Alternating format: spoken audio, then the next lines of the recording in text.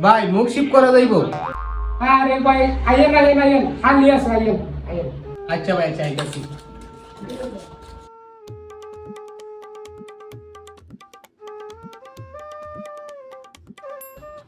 ভাই শুক্রবারের দিন যাইতেন গেছিলাম আপনাদের দিলাই।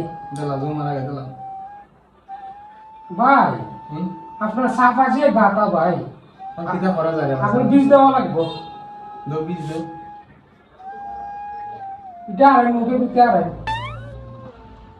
সুপারি না? হয় এটা মুখের ভিতরে আর সাফা গাতা তো বুঝছেন না।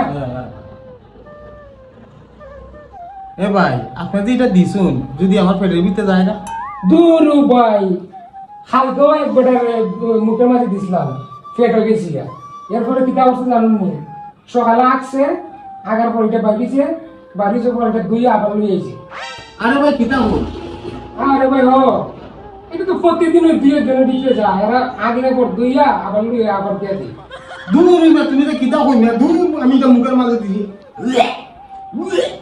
আরে ভাই বিষয়টা বোঝার চেষ্টা করেন। আরে ভাই বুঝার চেষ্টা করেন ভাই এটা আগলে পর দুইয়া নিয়ে তো মানছি। দূর হইবে, এটা একজনের পেট হয়ে গেছে, এটা আবার আইগিয়া বার করছে, তুমি আবার দই আইনা আমার মুখের ভিতরে আইছি, এটা কোনো কথা?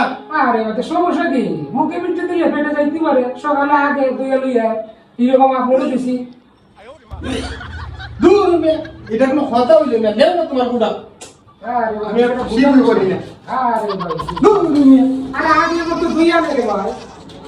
আরে গোড়া বুঝেই না এটা প্রত্যেকদিন মানুষের মুখে দিয়ে ভুল বসত ফেটো জায়গা দুই একজনের এইরকম জায়গা ফেটো এরপরে এরা সকালে আগে আগলে বইটা দুই আবার লইয়া এটা কি সমস্যা আছে বেটা কাম করতে না যা আজকে কামও করতাম না যা।